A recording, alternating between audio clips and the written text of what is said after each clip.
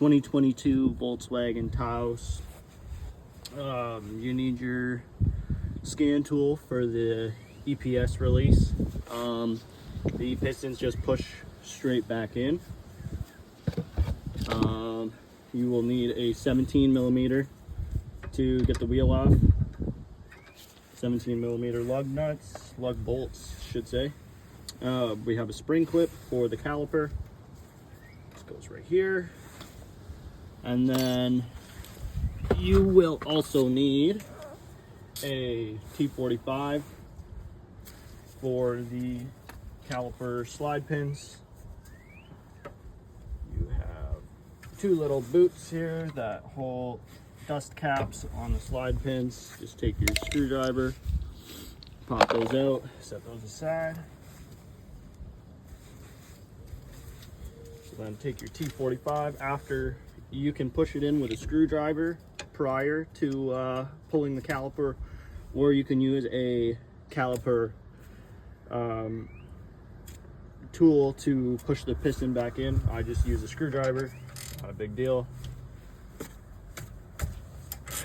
Loosen off your caliper slide pins.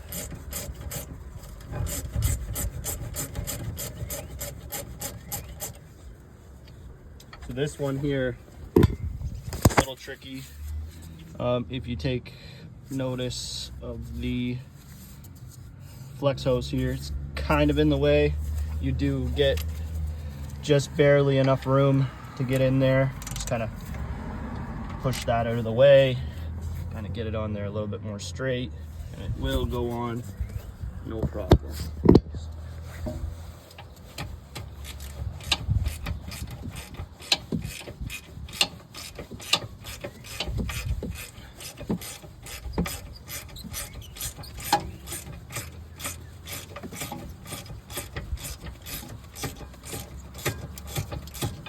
So, and then once that comes loose, you can just slide it off.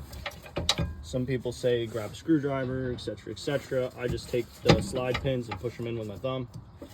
Kind of get you a little bit more room there to work with.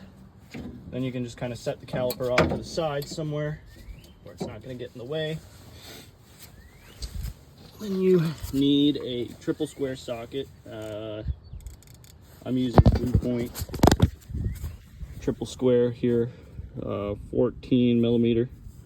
This is for the caliper mounting bolts. Not like most Volkswagens, you actually are able to take off the rotors without pulling the caliper bolts, but with the Taoses, that is not the case. Just kind of get that lined up on there. So these do tend to get a little rusty, rough in shape. So just take your socket, kind of get it on there where you know it fits. Just be very careful not to strip out these, because then you're in a really big world of hurt. So just kind of tap it on there, just kind of break loose some of the rust there, the initial rust. It may help to position this caliper a few times just to kind of get it out of the way.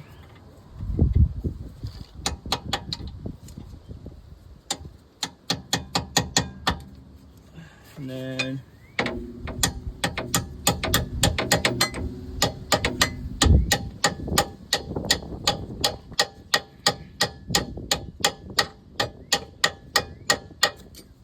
so I will note, it is very important that you tap those on, because if you strip those out, you are going to be in a world of hurt. And they are tightened pretty tight, so do your best to not strip them out. Once they're cracked loose, you can just kind of break this free, take the socket off, and switch to the other side. Only making this video because nobody has any good information online. So this may help you.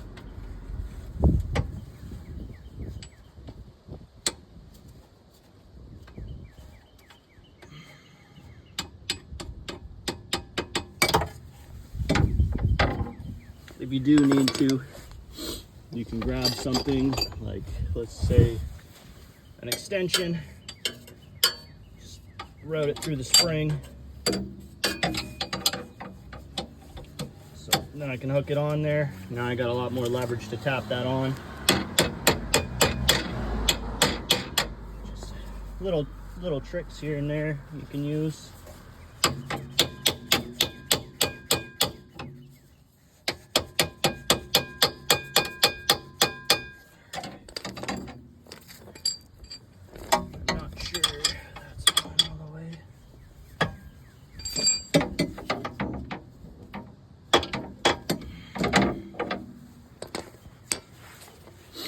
What I'm gonna do is we're gonna take,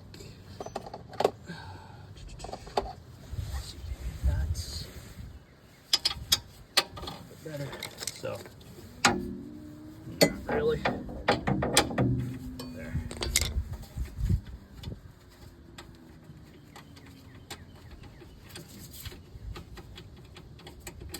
So yeah, like I said, just be super careful with those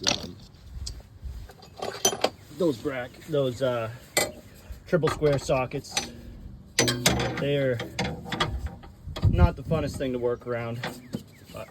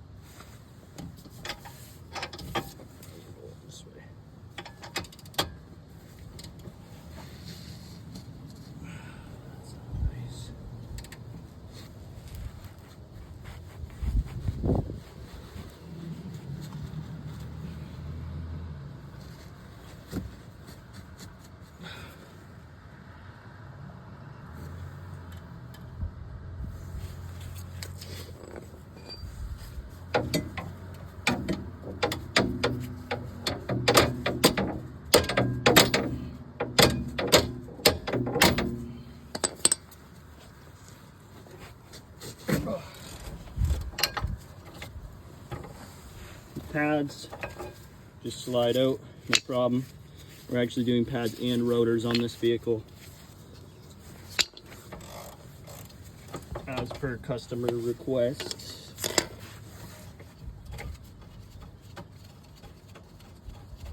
So yeah, once you get those loose, you can just thread them out by hand.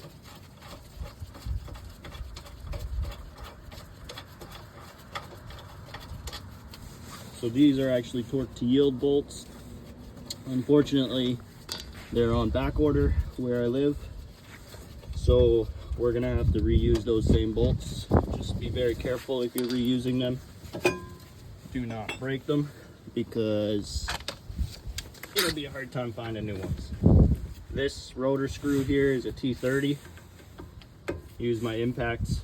Just kind of make sure you're pushing pretty hard. Just give it a couple rattles.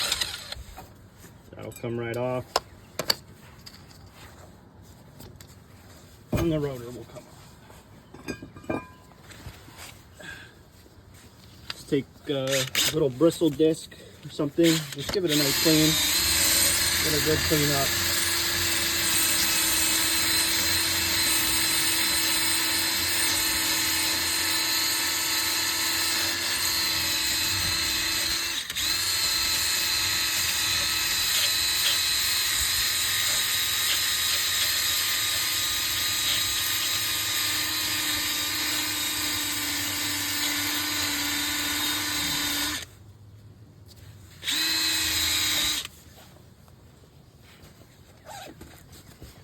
Some guys, they like to use anti-seize on the hub surface.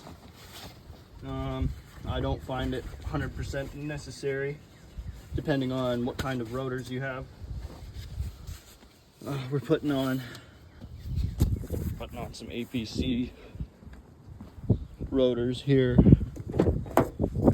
Some AC Delco. I believe these are AC Delco Silvers. Yeah. So we will take these.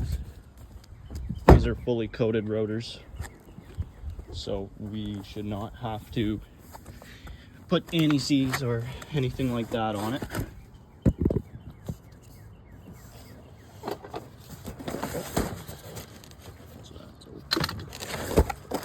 So, and always be careful.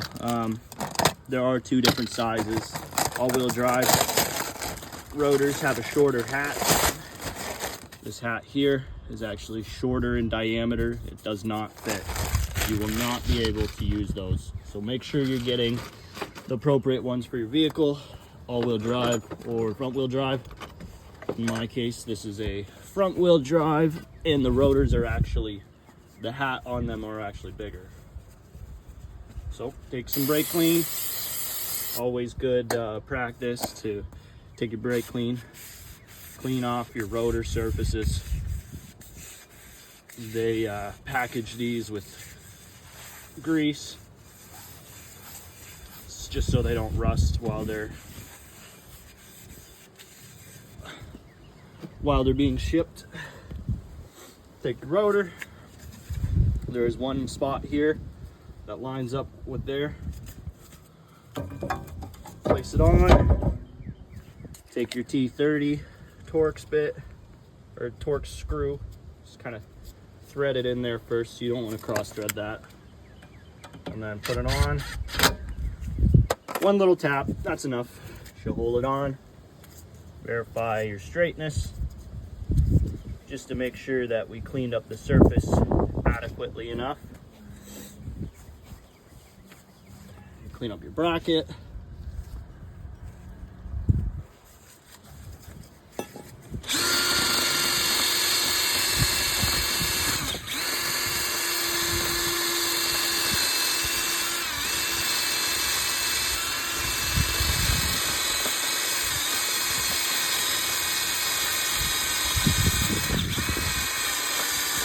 Very important to clean up your caliper bracket. It helps your pads move. They slide better. You won't get any squeaks if you do it properly. Also pay mind to the pads that you're also installing. Some pads, semi-metallic pads, they don't tend to like a lot of vehicles, newer vehicles.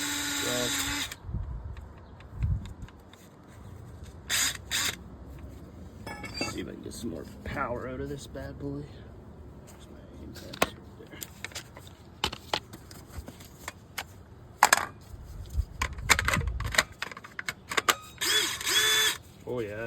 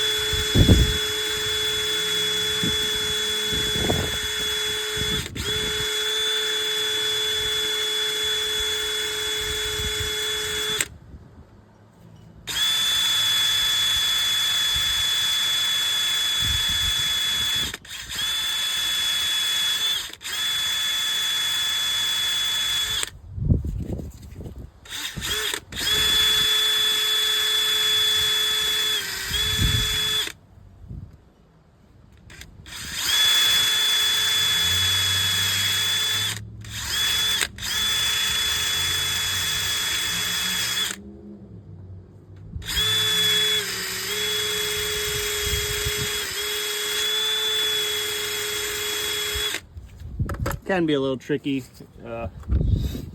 I'm not at my shop right now, so I have limited tools to work with. So in that situation, just do your best, the best you can to clean up this rust. There's usually a little bit of buildup, so clean it off. If you can't get it off, take a flathead, scrape it off a bit, you know, try to get it as flush as you can. Yeah, see, I get that. Lots of scale buildup from rust. These pads do not have hardware, so they just slide right onto the bracket, so it's very important that you clean that up. I'm gonna clean it off, take a brush to it, get it a little bit nicer.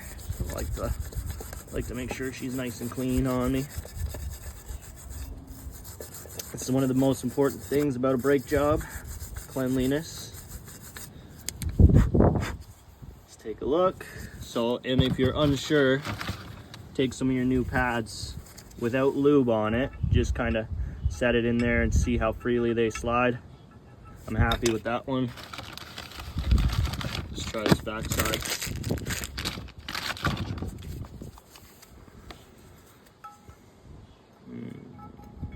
So that one is a little rough, not too bad.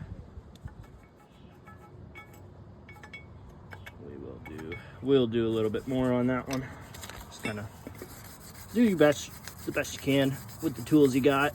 I know it's kind of tricky, but just remember you will need multi-point sockets and Torx sockets to do this brake job.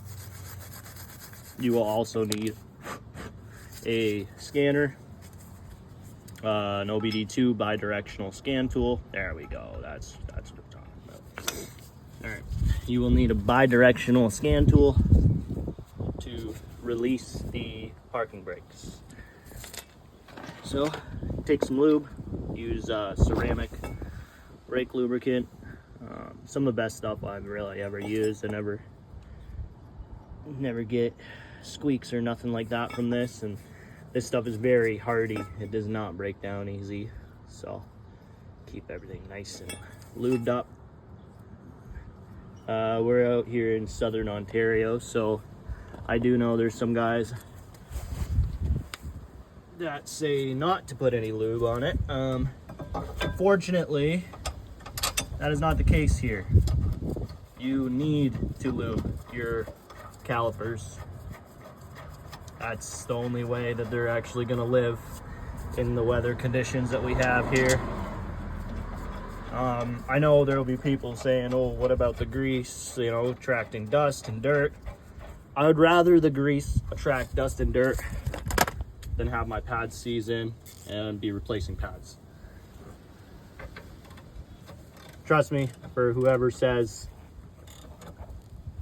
I'm wrong, you can believe what you want, but I've been doing enough brake jobs to know you lube up your pads, you lube up your slide pins, you lube up your caliper. You know, it's just common practice. Tighten those up. There is an actual Torx spec for those, but we are not, we are not doing replacing those bolts. So tight is tight for me. There's not much else I can do. I probably torque those to spec and they will break. So we're not going to be doing that. We're going to make sure they're nice and tight. So you can just slide your pads in. I will show you on these ones. They have a little ridge that goes up. Just put a little dab on there. And then we can put our caliper back on. Actually, let's pull out these pins, clean them up if they're looking a little rough.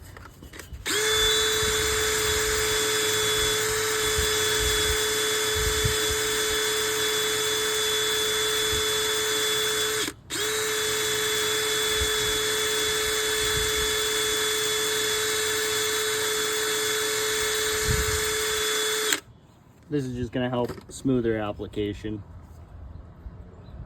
Last thing you want is a overseas slider pin. They are a nightmare to deal with. So put some lube on her, slide her back in there. There's a little bit of cleaning.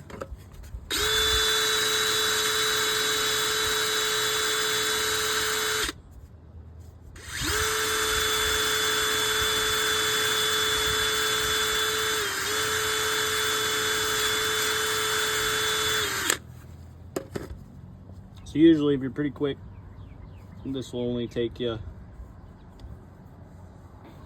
probably less than an hour. As long as you got all your tools and everything you need. Shouldn't take you too long. So now we can get back to putting the caliper back on. So you use your T45. Just be careful, these are going in straight. You do not want to cross thread these.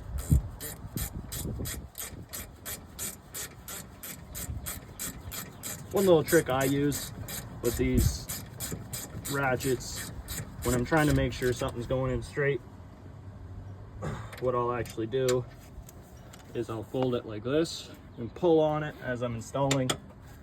Just kind of helps keep pressure on the bolt to make sure it's going in straight. You'll feel binding and stuff a lot easier if you are pulling on it. So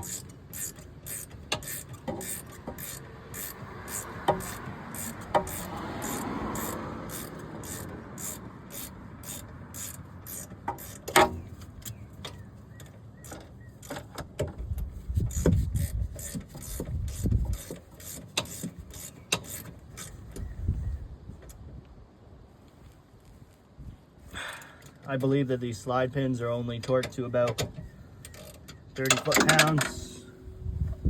I've been doing this for long enough to know that that is 30 foot-pounds. And then, so, all back together. So once you get your slide pins back on, take your caps. Do not forget your caps. They're going right there. And just help protect those Torx bits so they don't collect too much rust and dirt and stuff when you have to do this again. Make note of the clip here. Sits underneath caliper. If it does help, there is a little cable here for the electronic parking brake. You can remove that clip from this little holder. So just kind of gives you a little bit more room to work with. Verify operation. Moving okay. Nothing's loose. We're all done with this wheel, so